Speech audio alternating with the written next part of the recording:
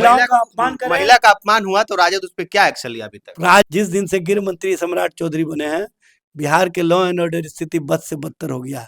महिला के साथ तो आप लोग भी उस तरीके से खड़े नहीं हुए। भाई एफआईआर आप हम लोग तो लगातार खड़े हैं।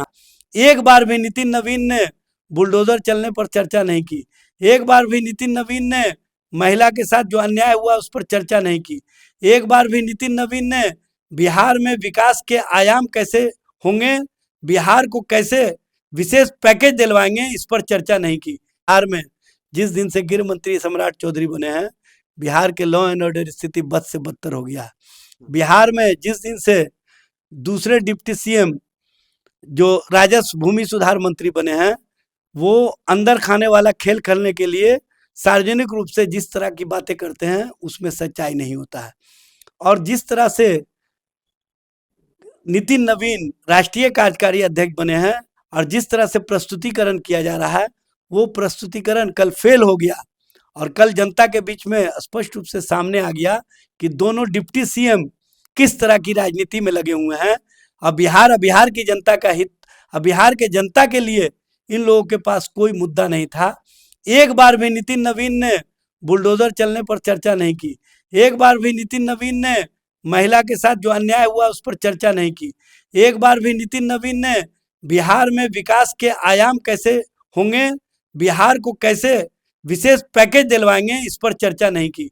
इसी समझ लीजिए कि इन लोगों की राजनीति सिर्फ और सिर्फ बिहार में सत्ता प्राप्त करने की होड़ की है।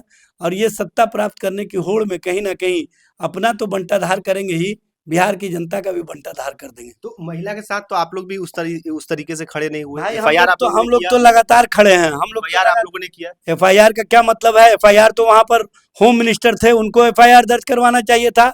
वो एंटी रोमियो गैंग बनाए हुए हैं, एंटी रोमियो जो एफआईआर करा रहा है उसी के ऊपर एफआईआर। भाई एफआईआर क्यों नहीं दर्ज करवा रहे हैं? गृह मंत्री किस लिए हैं?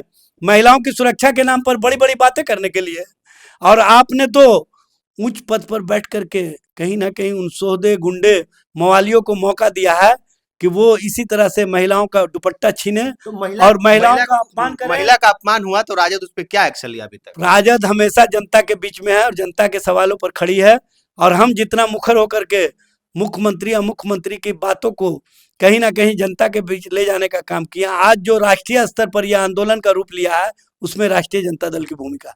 तो अभी उसको तो अभी तक नीतीश कुमार मुख्यमंत्री को आगे माफी मांगना चाहिए, अभी तक नहीं हुआ। आप लोगों का क्या प्रतिक्रिया? ये नहीं मांग रहे हैं, जनता उनको थू थू कर रही है। कोई भी राजनीतिक व्यक्ति जनता और जनता के हितों के लिए जनता के सवाल पर जनता के बीच में होता है। और जब जनता ही उनको थू थू कर रही है तो समझ लीजिए कि उनकी स्थिति परिस्थिति कहाँ हो गई है। और भारतीय जनता पार्टी उनके लिए जिस तरह का बैटिंग कर रही है, वो और महिलाओं के कहीं ना कहीं सम्मान को, महिलाओं के भावना को ठेस पहुंचा रही है। और ऐसी चीजें बिहार की जनता स्वीकार नहीं करने वाली है। आप देख लीजिएगा बिहार की जनता इन लोगों को किस तरह से सबक सिखाएगी। चलिए, धन्यवाद। हमारे साथ इजाज साहब थे, राजद के प्रवक्ता हैं। और नीतीश कुमार को आके एक बार सार्वजनिक रूप से जो है माफी मांगना चाहिए, लेकिन नीतीश कुमार का अभी तक उस पर कोई प्रतिक्रिया नहीं आया। आपका क्या कुछ प्रतिक्रिया है? कमेंट बॉक्स में जरूर हमसे साझा करें। बहुत बहुत धन्यवाद।